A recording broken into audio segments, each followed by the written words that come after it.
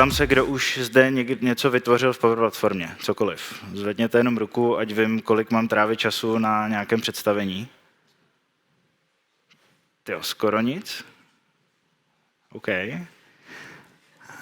A to už bych si říkal, že to v roce 2024 bude lepší. Dobrá, takže mé jméno je Tomáš Prokop, já se zabývám primárně návrhem systémů postavených na Power Platformě. Mám svůj tým, který se stará o implementaci projektu na klíč, takže znám celý ten postup od toho vymyslet, uchopit biznisové zadání, až pro toto spustit, provozovat a udržovat. Pracujeme na projektech malých pro, řekněme, jednotky uživatelů, ale máme za sebou i pár větších aplikací, které používají desítky tisíc uživatelů v jeden moment, takže na tomhle je krásně vidět, jak ta platforma umí škálovat od takových těch jednoúčelových produktivity aplikací až potom opravdu po systémy, na kterých závisí nějaký critical path v rámci business procesů a máte velké požadavky na nějaké provozní vlastnosti takové aplikace. A já tady použiju ukázku nebo řekněme referenční aplikaci, kterou jste možná viděli, pokud jste slyšeli o nějaké mé přednášce, protože já se tím rád chlubím. 2 roky zpátky jsme stavěli aplikaci pro Ministerstvo financí, která měla za úkol během řádu jednotek dnů změřit ceny pohonných hmot na všech čerpacích stanicích a řekněme z nějakého jako původního zadání, pojďme to dělat konsolidací Excelu a kontingenčníma tabulkama v něm, jsme se dostali do varianty, kdy jsme to postavili na Power Platformě a díky tomu, řekněme, přístupu, o kterém zde budu hovořit a který vám zde chci představit, tak se nám to podařilo postavit. Jako rychlý náhled do té aplikace, jak ten výsledek na konci dne pracoval. Nejsou tam žádné citlivé informace, jen takhle náhled na jeden z grafů, který nic neříká. A vidíte tady vlastně nějakou aplikaci v webovém prohlížeči, která byla doplněna webovým portálem a ten vlastně umožnil ty vstupy pomocí nějakých hromadných souborů nebo přes API. Takže to je jedna z aplikací, kterou mám třeba za sebou. Je to možné v tom postavit i takovéhle řešení, které pracuje se stovky milionů záznamů a z prototypu, který vznikl během 5 dnů, jsme to řešení, teďka už se ukončilo, ale provozovali jsme ho rok a půl a vlastně pořád jsme stavěli na té první verzi, která se nasadila za takto krátký čas. Takže co je Power Platform? Rychlý úvod, protože se vás tady moc nepřihlásilo. Tak začal bych u Copilota, protože předpokládám, že dneska v programu už jste slyšeli o nějakých možnostech v rámci Microsoft 365, o různých botech, inteligentních konverzačních rozhraních, tak i Microsoft má, řekněme, své řešení v rámci Microsoft 365, ale vám se asi pravděpodobně stane, že když to začnete používat, tak začnete přemýšlet o tom, jak si mohu takového bota rozšířit o nějaké vlastní znalosti nebo o vlastní akce nebo napojení na mé interní systémy. No a právě v tu chvíli máte možnost sáhnout po low-codeové variantě, která je relativně jednoduchá a rozšířit Copilot for Microsoft 365 buď o nějaké specifické akce prostřednictvím pluginů, nebo si můžete vytvořit vlastního Copilota, pokud chcete mít, řekněme, třeba dedikovaného asistenta, který je zaměřený a fokusovaný, optimalizovaný na nějaký jeden konkrétní scénář. Takže do tohohle nebudu moc zabíhat, nicméně pokud jste to ještě neviděli, tak představit si to můžete tak, že třeba v Teamsech máte bota, který s vámi konverzuje přirozeným jazykem a umí pracovat s nějakou znalostní bází, případně vyvolávat nějaké akce prostřednictvím konektorů nebo pluginů, které do něj zapojíte třeba z prostřednictví Copilot Studia, což je nástroj, který vám umožňuje ty boty stavět sami nebo do nich doplňovat znalosti, případně vyvíjet pluginy. A proč to zmiňuji v přednášce o Power Platform, tak je to z toho důvodu, že Copilot Studio jako takový moderní frontend v podobě konverzačního rozhraní je technologie, která vznikla v rámci Power Platformy. Ještě před rokem se to jmenovalo Power Virtual Agents, pokud se někdo zabýváte Power Platformou. Teďka poslední rok Microsoft to opravdu myslí vážně s tím, že bude lídrem v téhle, řekněme, v tomhle platformním shiftu a změnil spoustu priorit, opět něco přejmenoval a dneska se to jmenuje Copilot Studio. A podstatné je, že cokoliv, co v tom vytvoříte, tak je velmi dobře integrované na ty ostatní komponenty v rámci Power Platformy, takže můžete využít například konektivitu v rámci stovek certifikovaných konektorů, můžete si vyvinout vlastní konektor, můžete použít třeba workflow vytvořené v Power Automatu jako akci, která bude vyvolaná z nějaké specifické konverzace. Můžete uživatele přesměrovat do Power Appky, můžete mu nabídnout Copilota v rámci jeho aplikace, který se dotazuje nad datovým zdrojem, na který se ten uživatel zrovna kouká. A zkrátka řečeno, je to nějaká uživatelská zkušenost, nějaké rozhraní, které je velmi dobře propojené se zbytkem Power Platformy. Dneska už se dál nebudu moc věnovat Copilot Studiu, ale pojďme se podívat na ty další komponenty. Takže v Power Platformě si můžete snadno vyrobit nějaké uživatelské rozhraní i tradiční, to znamená typicky to, co posledních 30 let, nějaký formulář nad tabulkou v databázi. Můžete si vyrobit nějaký task-driven interface, třeba do mobilního telefonu, který vám umožňuje naskládat na obrazovku pár tlačítek, nějaký pohled na data, napojit se prostřednictvím těch konektorů na backend, na další systémy a distribuovat tuhle aplikaci jednoduše do telefonu nebo v rámci webového prohlížeče. Můžete si vytvořit reporty, které zase se tvoří mnohem snadněji díky tomu, že ty nástroje jsou nativně propojené, takže předchozí přednáška byla o Power BI, což je také jeden nástroj, který nám trochu z Power Platformy teďka utíká do jiné produktové skupiny v rámci Microsoftu, ale stále to má v názvu Power, tak se budeme tvářit, že to je v Power Platformě, a ta integrace je tam velmi dobrá. No a potom máme nástroj pro automatizaci tvorbu nějaké asynchronní business logiky, takže prostřednictvím Flowcheck v Power Automatu si můžete vytvořit spojením nějakých konektorů nějaký logický proces a vymodelovat si notifikace, schvalovací procesy, nějaké jakoby výpočty a tak dále. No a poslední nástroj, který zde mám představený jako takový ten frontend nebo nástroj, se kterým budete při tvorbě pracovat, tak jsou Power Pages, které vám umožní nabídnout, řekněme, ta data, business logiku a to, co v té platformě vytvoříte i, řekněme, externím konzumentům, takže nějaké dodavatelské portály, zákaznické portály a podobně. Tyhle ty nástroje jsou podepřené, řekněme, nějakou další sadou užitečných funkcí a produktů. Asi ten nejstěžejnější, který je potřeba znát, se jmenuje Microsoft Dataverse, což je vlastně backend jako služba. Není to pouze databáze, ale slouží to k ukládání nějakého stavu vaší aplikace, takže pokud produkuje nějaká data, pracuje s nějakými tabulkami, tak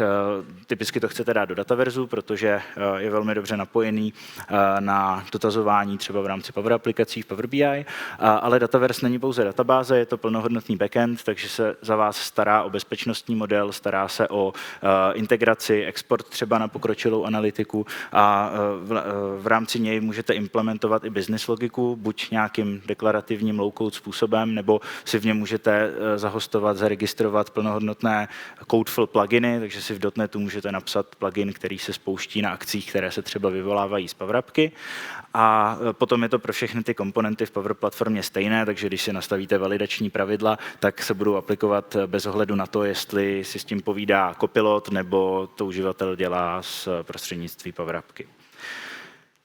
Tak, tady jsem nějak pomíchal slide. Dobrá. Já bych to zasadil trochu do kontextu, abych nějak jakoby vysvětlil, proč se tady tímhle aktuálně spoustu lidí zabývá a co si z toho odnést z pohledu nějakého výhledu do budoucna. Tak, jak jsme byli všichni zvyklí, informační systémy se stavěly způsobem, že jsme si na nějaké vlastní infrastruktuře nainstalovali nějaký balík, pokud jsme si ten systém nevyvíjeli sami. A já se moc omlouvám, já se vypnu automatický timing. Švidně mi tady zůstal timing, pardon. A vznikala nám datová sila, typicky ty systémy měly oddělené databáze, velmi složitě se spolu integrovaly, museli jste se starat o, řekněme, tento runtime prostředí, takže nějakým způsobem aktualizovat a podobně. řekl bych, že v dnešní době už jsme všichni tohle překonali a jsme dál ve stavu, kdy už nějakým způsobem pracujeme s tím, že část těch jakoby systémů nám běží na nějaké polospravované infrastruktuře, takže buď využíváme nějaký lift and shift způsob, že ten systém zahostujeme v cloudu, neběží to v našem sklepě, běží to třeba u Microsoftu a používáme různé platformy as a service komponenty, případně application platformy as a service komponenty a ty nám právě nabízí to, že třeba když potřebuji SQL databázi, mohu ji provozovat v manažovaném režimu, nemusím se starat o operační systém, o aktualizace, nemusím se starat o škálování, koupím si buď nějaký dedikovaný výkon, nebo platím za to, co spotřebuji. Microsoft mi to hodí třeba do Elastic Poolu, kde se ty databáze umí přizpůsobit třeba podle toho, jak jsou vytěžované, jaké nastavím pravidla a podobně. A řekněme, ty systémy už neřešíme v nich tolik tu infrastrukturu, zaměřujeme se na práci s daty, nějaký bezpečnostní model, implementace business logiky a způsob vlastně zobrazení uživateli. Tak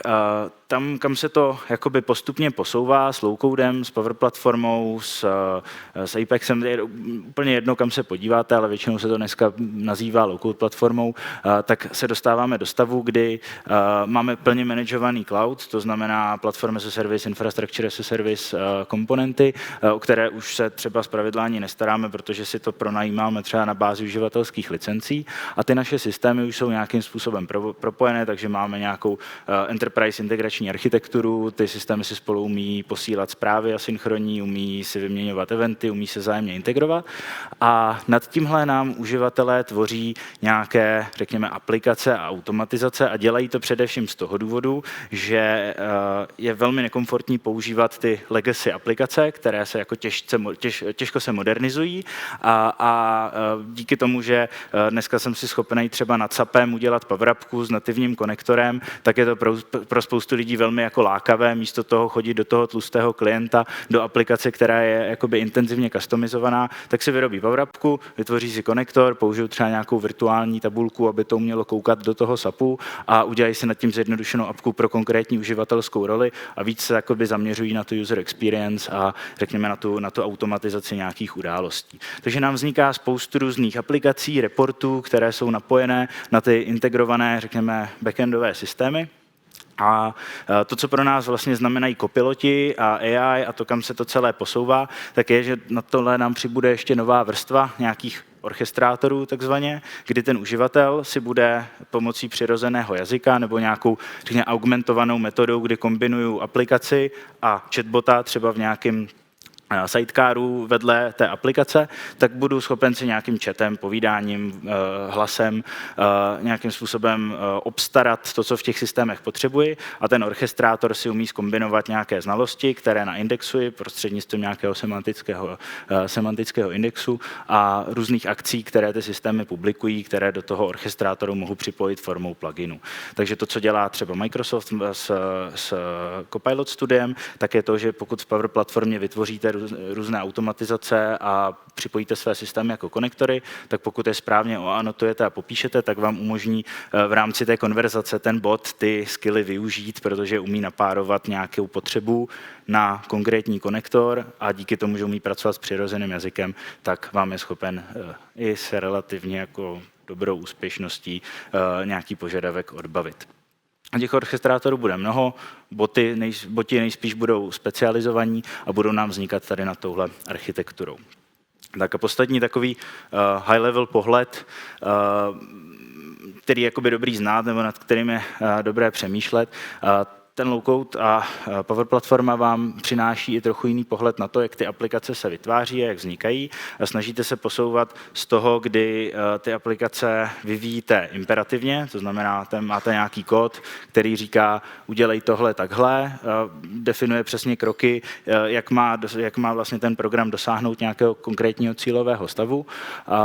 a s tímhle je problém ten, že se to jakoby velmi těžko udržuje, upgradeuje, když se má mění to SDK nebo to API, vůči kterému to vyvíjíte, tak s tímhle bývá mnoho problémů a ten low-code vás jakoby posouvá tam, kdy vlastně popisujete ty outcomy a ta platforma pod tím se jakoby průběžně může měnit. A krásný příklad jsou třeba model-driven PowerAppky, což je vlastně technologie, která už je s náma 15 let. Ten způsob, když to v tom klikáte, tak to jsou stejné formuláře, které vznikaly v Dynamics CRM serveru 15 let zpátky. A do dneška ta definice, když ji naimportujete, tak funguje. Jo? Sice už se 4krát vyměnil ten runtime, dneska už je to nějaká reaktová aplikace, která prostě se umí zkompilovat do React Native, je extrémně rychlá, je responsivní, ale ta definice toho formuláře je pořád stejná. A je to proto, že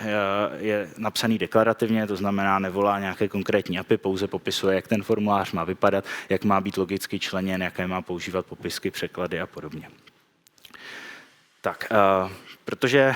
téma mé přednášky je vám nabídnout nějaké ohlédnutí se za tím, co pro mě posledních, řekněme, 6-7 let znamenalo a jak se dneska koukám na nové projekty, tak bych to rád shrnul do nějakých nějaké strategie nebo bodů, kterým byste se měli věnovat. Pojďme si teda zasadit celou věc do nějakého kontextu, takže dejme tomu, že se cítíme, že máme spoustu různých příležitostí nebo problémů v rámci biznisových týmů, které chceme řešit nějakým nástrojem, který naimplementujeme v low-codu a chceme to dělat, protože cítíme, že nemáme dostatek schopných programátorů, ten tradiční způsob je pomalý a my v tomhle cítíme příležitost to dělat lépe a jinak. Takže to, jak to děláme dneska, nám nevyhovuje, chceme se dostat do nějakého stavu, který je rychlejší. Takže si klademe otázku, jak jsme schopni vzít ty potřeby, zapojit do toho více lidí, ideálně vtáhnout co nejvíc ten biznes do toho tvůrčího procesu a zkrátit ten čas od nápadu do produkce s nějakým výsledkem. No a to, co já říkám a v co já věřím a proč dělám to, co dělám, je, že si myslím, že Power Platforma nám s tímhle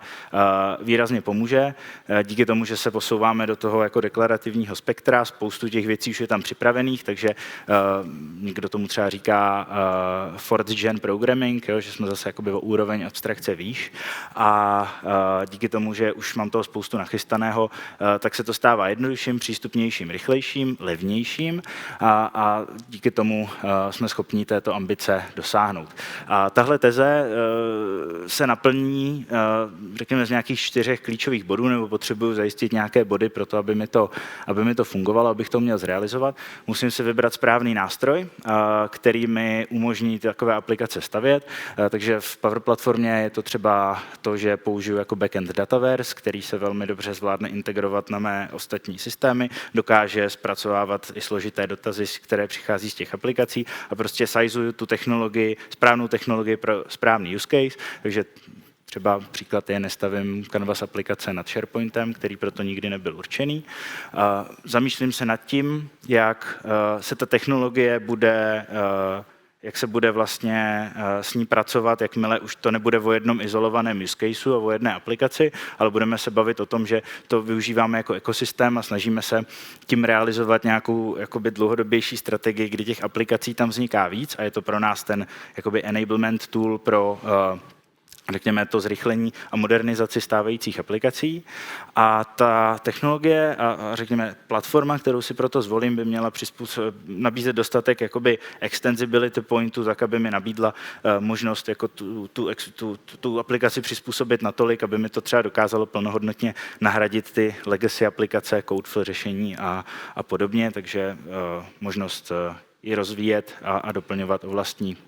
komponenty. Část, na kterou se nesmí zapomínat, je nějaký strategický pohled, takže když dneska přijdu do nějaké větší organizace, kde se bavíme o desítkách nebo stovkách vývojářů, tak je potřeba pracovat jak na top-down přístupu ze shora, tak i na tom vlastně vzdělávat ty jednotlivé kontributory a lidi, protože jak pro ty profesionální vývojáře je to jako shift v přemýšlení a často je tam jako spoustu jakoby různé jako averze vůči tomu se posouvat tímhletím směrem, tak je potřeba pracovat na tom i se shora, protože když si budete počítat business case na jedné powerupce, tak je dost rozdíl, když budete mít powerupku, která je, jsou to také ty hračky, prostě stovky různých šitých aplikací nad SharePointem, versus když si vyberete nějakou takzvanou Anchor Apps, která má opravdu jakoby demonstrovatelnou hodnotu a ta platforma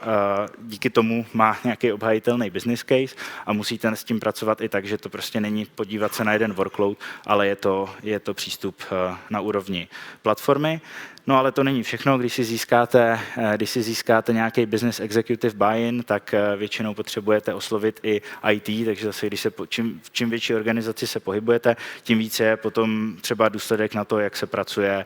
s bezpečnostním modelem, jak se audituje, jakým způsobem se řeší data residency, jak ovlivňujeme to, co ty vývojáři v tom jsou schopni vytvořit, jaké třeba third party komponenty v tom jsou schopni použít a je potřeba vést i diskuze na úrovni IT, aby oni pochopili, že pro ně je to mnohem lepší, než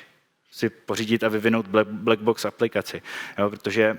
každou takovouhle konverzaci já třeba začínám tím, srovnejte si tvorbu vaší apky v low-codu a srovnejte to s tím, že vám to někdo vyvine codeful způsobem a pro vás je to úplný black box. Jo, vy to jste schopný ohraničit nějakým síťovým perimetrem a to je tak jako všechno, co s tím jste schopný dělat a pak můžete spoléhat na to, že ten, kdo ji implementuje, správně udělá auditing, správně naimplementuje nějaký role-based access a podobně. Kdežto v té Power platformě, tohle jsou všechno standardní platformní funkcionality, takže pokud se s tím IT naučí pracovat, naučí se to monitorovat, naučí se to nějak, řekněme, řídit z pohledu toho, jaký workload přijde do jaké politiky podle třeba dat, provozních náležitostí, tak najednou jako pro všechny je to za mě jako lepší řešení, lepší přístup, než to, na co jsme zpravidla zvyklí. Problém pro adopci této platformy jsou i znalosti, to znamená pokaždé, když jako se vrhnete do nějaké aplikace, jak je lepší, když máte někoho, kdo to umí a těch lidí je velmi málo. Takže dneska, když se rozhlédnete po trhu práce a budete hledat lidi, kteří umí Power Platform, tak jich najdete jako možná desítky nižší tady v Česku a zatím ta technologie jako není tady s náma dlouho, jsme teď na vrcholu nějakého hype cyclu, jo, to znamená tak nějak jako většina lidí o tom slyšela, dost lidí už si s tím něco jako zkusilo udělat. Teď už se dostáváme do chvíle, kdy to nakupují i velké organizace ve velkých množstvích a dostává se to k těm konzervativnějším, řekněme, IT prostředím. Takže ten jakoby trh práce nás ještě jakoby čeká, než se na něj dostane dostatek lidí. Takže tady z tohohle pohledu vždycky jako doporučuji, podívejte se na to tak, že když máte programátora a on má nějaké algoritmické myšlení, má schopnost ty věci řešit, tak velmi pravděpodobně bude úspěšný i v té Power platformě. Tak jak historicky Microsoft měl hodně jako akcent na to, že to je nástroj, který umožní stavět aplikace všem, tak já to tak rozhodně nevnímám. Každý nemůže tvořit aplikace. Jo? Pokud to ten člověk nezvládne postavit nad Excelem a nezvládne vlastně namodelovat makra, nezvládne ten Excel udělat použitelný, tak to zřejmě nezvládne ani v Power platformě, což je, řekněme, mnohem jako lepší tool for the job. Ale pořád ty, řekněme, postupy, základy jsou stejné a taková poslední komponenta, kterou bych zvýraznil, tak je nějaký governance model, provozní model na tu platformu. Je potřeba si nastavit nějaká pravidla, jak se pracuje s prostředíma, jak se vyvíjí, jak se releaseuje aplikace, jak se ty aplikace klasifikují, protože není to tak, že každá apka, která vznikne, potřebuje stejný treatment. Jo? Když máte nějaké osobní automatizace, osobní produktivitu, tvoříte si nějaká flowčka, co vám automatizuje ukládání souboru z mailu na SharePoint, plánování úkolů do kalendáře a podobně, tak to nemusíte hnát přes CI/CD, source control a podobné záležitosti. Ale zase na druhou stranu, když pracuji s kritickými citlivými daty, tak tam potřebuji mít nějaké code review, potřebuji mít nějaký audit administrátorských operací a podobně. A není to one size fits all, takže je dobré si nastavit nějaký správný governance model, jaká aplikace přijde kam, na základě toho, jakou má nějaké provozní požadavky, jaká data se v ní pohybují, kolik uživatelů ji používá, kdo ji vytváří a podle toho, kdo to prostředí spravuje, tak je zařadit třeba do správné skupiny politik a směrnic, které třeba aplikujete na tvorbu řešení v rámci low-codu. No a teď teda konečně těch 7 věcí, a možná pokud jste byli na Power Platform konferenci, jak už jste tenhle seznam viděli. Všem doporučuji začít tím, že než se pustíme do toho, že začneme něco tvořit, nebo estimovat, kalkulovat, plánovat, tak pojďme udělat UI prototyp. Jo, pojďme se s tím týmem a pobavit o tom, co je ten skutečný problém, protože velmi často se mi děje to, že se bavím s jedním klíčovým uživatelem nebo sponzorem a ten mi řekne, jeden problem statement, bavím se s dalším, ten mi řekne úplně jiný, a pak, když je posadím spolu do jedné místnosti, tak ani jeden neřeknou před sebou to, co řeknou mě. Jo? A už tohleto je jako, to už znamená neúspěch projektu. Jo? A pokud vlastně já tuhletu jako fázi neudělám na začátku a nejsem schopen ty lidi dostat do jedné místnosti a domluvit se na tom, co vlastně řešíme, co jsou ty nějaké kritické milníky a kam se chceme dostat, tak se můžeme snažit sebevíc, ale dáme spoustu úsilí do ničeho, co stejně tam nechá někoho nespokojeného. Akorát si to na začátku neřekneme, takže pak je jenom otázka,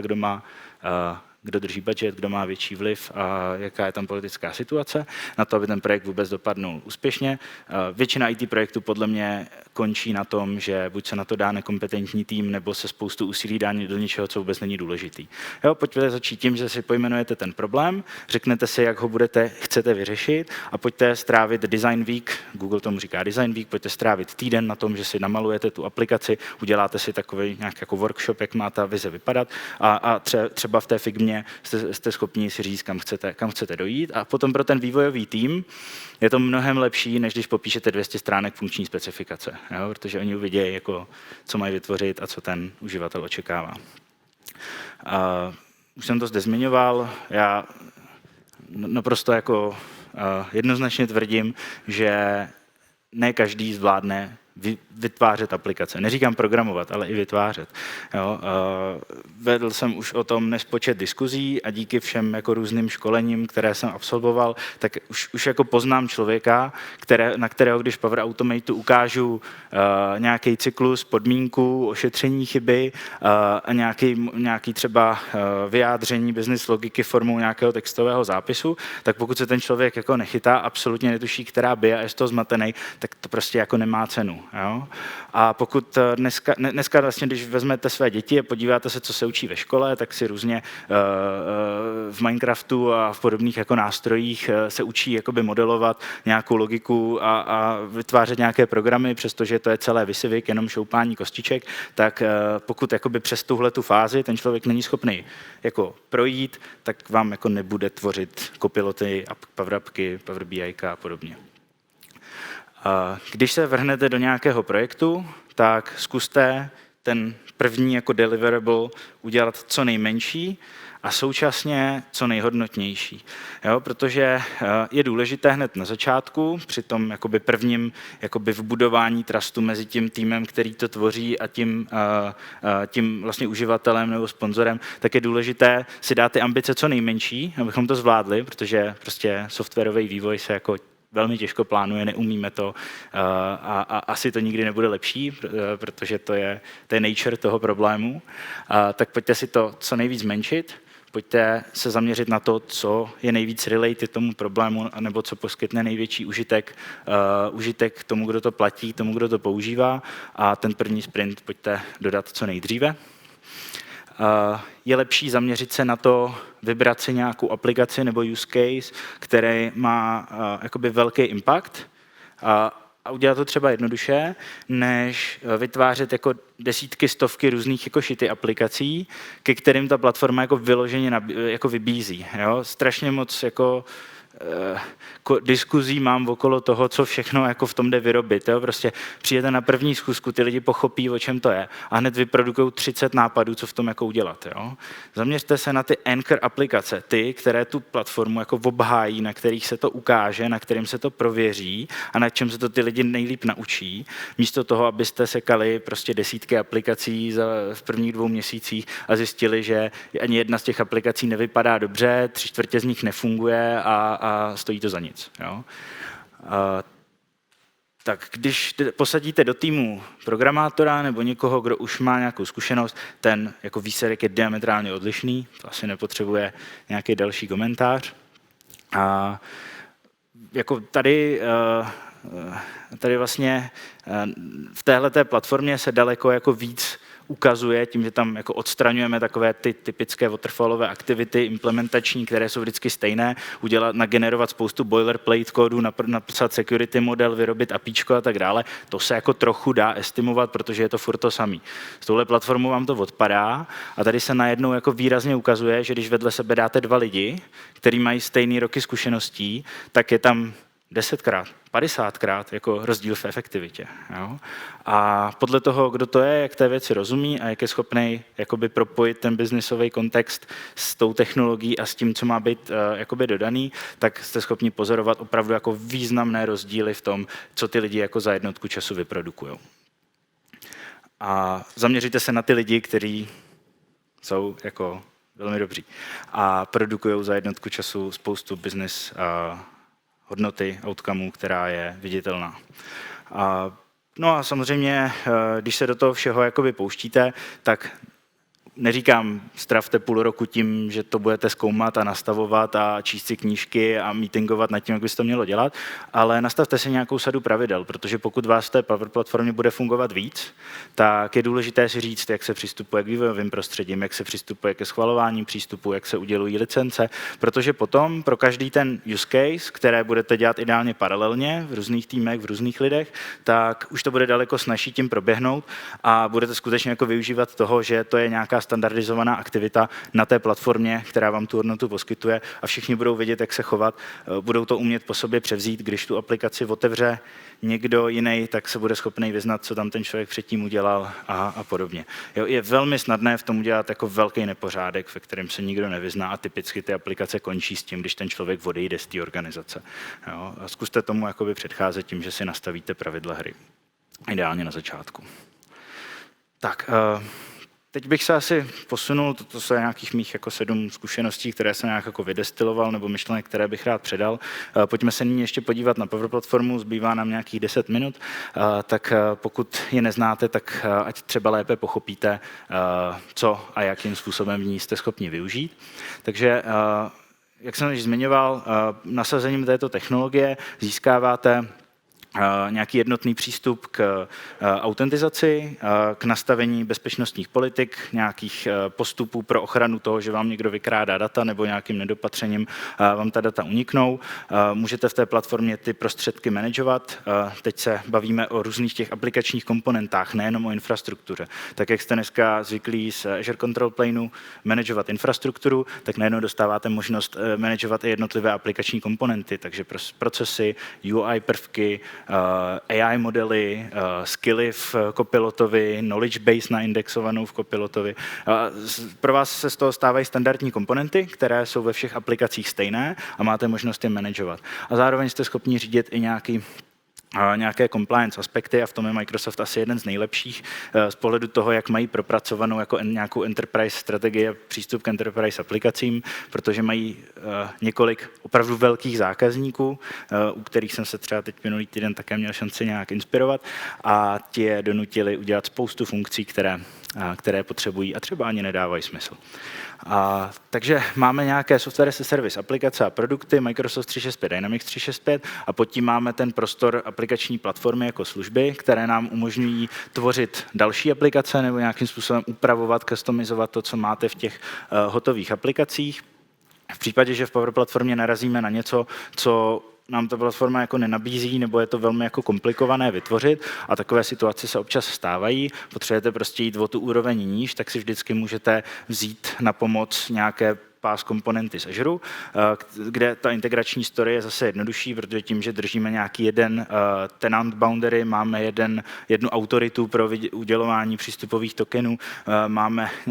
nějaký styl, jak se ty APIčka vytvářejí, nástroje, kterými se konzumují, tak i v té Power Platformě je ta práce s Azurem relativně jednoduchá a je možné do těch řešení začlenit i Codeful komponenty. No a k dispozici máme spoustu jakoby nástrojů, které vlastně tvůrci těch aplikací nebo bezpečnost nebo provoz mohou využívat k tomu, aby byly produktivnější a ne všechno třeba je nutné klikat v uživatelském rozhraní. Když tak si můžete najít na YouTube moji přednášku Code First Low Code, kde povídám o tom, jak tradiční jako programátor může dělat low code věci způsobem toho, že tvoří kód. Tak, Takže pokud jste někdy slyšeli o DevOps procesu, tak a jakoby krocích nebo věcech, na které musíte myslet, tak Power Platforma má, řekněme, podporu pro implementaci DevOps procesu, takže kromě toho, že si klikáte někde workflow, aplikaci, přesouváte si boxíky, tak všechno tohle na pozadí generuje nějaký markup, nějaký textový zápis, který lze vyexportovat, lze přenášet mezi prostředími a tím pádem se může účastnit i DevOpsového procesu a jste schopni do toho vložit nějaké stage gating, nějaké kontroly a podobně, takže můžete používat standardní nástroje pro správu verzí, takže Git v podání Azure DevOps, GitHub Enterprise, GitLab. A v rámci vývoje jste schopni si různé kroky automatizovat, takže můžete si automatizovat nějaké validace, build, vlastně schvalovací proces, code review, nějakou můžete implementovat, zrovna jsem se tenhle týden zabýval implementací statické analýzy, kdy prostě kontrolujeme ten kód na nějaké jako běžné jako problémy, které nám vlastně ti tvůrci tvoří. A všechno tohle jste schopni integrovat.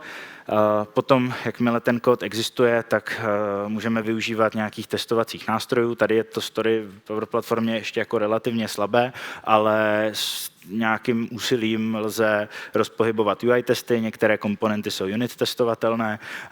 můžete dělat standardní infrastructure as a code release. Zase není to úplně jako straightforward, ale ty možnosti tam existují. No a když přesouváte vlastně mezi vývojem, testováním a produkcí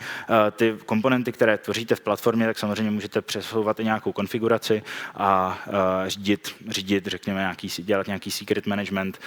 Můžete na to napojit Azure Key Vault pro integraci nějakých citlivých přístupů a informací, které se třeba různí na úrovni jednotlivých prostředí. A jakmile vám ta aplikace běží v produkci, tak vlastně nad tím máte nastavený nějaký governance model, jaký environment, která aplikace, jakým způsobem se optimálně přiřazují licence, kdo má kam přístup, kam se odesílá telemetrie z monitoringu, jakým způsobem se troubleshootují chyby a na všechno vlastně existuje nějaký postup, pro který ta Power Platforma má odpověď.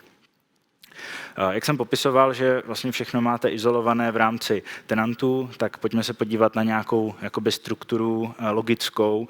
do které se ty komponenty jakoby kategorizují, nebo řekněme v rámci kterých to řešení skládáte. Takže pokud dneska máte Microsoft 365, používáte ty cloudové služby, používáte třeba Azure, tak máte vytvořenou instanci nebo několik instancí Microsoft tenantů, který vlastně je spravován a implementován prostřednictvím nástroje Microsoft Entra, dříve známo jako Azure Active Directory. A to pro nás znamená to, že v tom cloudovém prostoru všechny ty naše aplikace, když s nimi ten uživatel komunikuje, tak ověřují jeho identitu, jeho totožnost skrze nějaký přístupový token, který uděluje Microsoft Entra. A jste schopni si udělat kompletní izolaci, že se vám do toho nikdo nedostane. Tenhle slide prezentuji často z důvodu pro ty jakoby tradiční IT security lidi, kteří pořád žijou v tom, že síťový perimetr je způsob, jak se zabezpečuje aplikace. Jo, to už je jako dávno přežitá věc. Dneska se to staví okolo identity. Identita je ten perimetr a v tom cloudu ten prostor, který si hlídáte, tak je identita a nějaký conditional access. No a potom v tom tenantu vám vznikají prostředí, ve kterých lze vytvářet ty komponenty. Ten uživatel vám tam tvoří ty jednotlivé apky a kategorizuje do nějakých solutions, nabízí vám Dataverse, ten slide už jsme procházeli logicky a máte možnost udělat i nějaký subnet injection, tak aby vám třeba to řešení mohlo skrze jakoby privátní spojení komunikovat s nějakými komponentami, které máte v nějaké Azure VNetě, to znamená v nějakém privátním prostoru, takže příležitost kontrolovat traffic, který odchází z Dataverzu a možnost integrovat na nějaké on-premové řešení nebo cloudové komponenty. Z pohledu, řekněme, nějakého monitoringu, zabezpečení, data loss prevention, tak bych zde rád udělal také rychlé představení těch možností, které nám Power Platforma nabízí. A na tom je dobré si nebo na to vždycky používám tak, aby si ty lidi jasně uvědomili, které ty moje jako vstávající jako systémy a přístupy tohle mají jako vyřešené a jak, a jestli to ty aplikace mají řešené standardně. Takže první pohled, mám token od Entry, ale musím řešit, k čemu ten token uděluje přístup. Takže když mi uživatel otevře počítač, někde se přihlásí, dostane token, projde přes conditional access, tak potřebuji řešit, ať už jde třeba přes Copilota, nebo přes PowerAppku, nebo přes Power BI, tak bych měl řešit, k jakým datům přistupuje. No a pokud do celého toho schématu zahrnu Dataverse a mám to postavené nad tím správným licencovaným řešením, tak ten Dataverse řídí pomocí kombinace 4-5 jakoby možností security modelování, k čemu ten konkrétní uživatel má přístup a co v tom systému vidí na úrovni jednotlivých řádků, sloupců, maskování dat. A pokud mám nějaké privilegované účty, třeba administrátory, tak mohu využít just-in-time access, nějaké schválení na nějakou omezenou časovou periodu, aby se mi tam ten uživatel dostal do toho prostředí. A potom to, co mě dále zajímá, je, jak omezím to, že někdo ta data, která mám v cloudu, která mám v tom dataverzu, je schopen odnést pryč a nějakým způsobem jako obejít ty mechanismy ochrany, tak jednak mohu nastavit politiky, jaké konektory, jaká konektivita v daném prostředí lze využít a dokonce máme už dneska i možnost, není to general availability, ale můžeme nastavit třeba IP firewall nad dataverzem, tak abychom omezili třeba síťové rozsahy, odkud nám ti uživatelé komunikují. Můžeme tam udělat ten VNet subnet injection. Microsoft nám garantuje vlastně region, v rámci kterého nám naše instance běží, takže jsem schopen limitovat třeba na data na úrovni Evropské unie a jsem schopen třeba i využívat self-managed encryption keys, takže všechno, co je v té databázi, můžu šifrovat vlastním klíčem, což je ve větších IT organizacích poměrně časté téma. A díky vlastně tomu, že ten Dataverse implementuje Continuous Access Evaluation, tak uživatelé mi vlastně pokaždé, když si tu aplikaci otevřou, tak vlastně jsou prověřeni, jestli ten uživatel je přihlášen, jestli je to jeho identita, jestli nebyl jeho počítač kompromitován a když někomu zaříznu přístup, projeví se to okamžitě. Díky nástrojům pro telemetrii, jako je integrace na Microsoft Purview, případně export do Microsoft Sentinelu, jsem schopen sledovat nějaké patterny, co ty uživatelé dělají, flagovat události, kdy dělají něco jiného, než to, co dělají běžně a vlastně třeba na základě toho upozorňovat na to, že někdo ve výpovědní lhůtě se mi najednou snaží vyexportovat spoustu tabulek ve velmi krátkém čase, asi by mu někdo měl zaříznout přístup. A díky vlastně nějakému proaktivnímu skenu jsem schopen i štítkovat data, nějakým způsobem je klasifikovat a přijít na to, že mi někdo v té aplikaci vyrobil třeba tabulku, kde ukládá podle nějakého patternu data, která by v tom daném prostředí být neměla a já jsem schopen to vyflagovat a proaktivně řešit. Skončil nám čas určený pro prezentaci, takže díky všem, kdybyste někdo měli nějaké dotazy, jak se co řeší, chtěli jste zkonzultovat váš daný use case, tak ještě tady chvíli můžeme se o tom pobavit. Díky.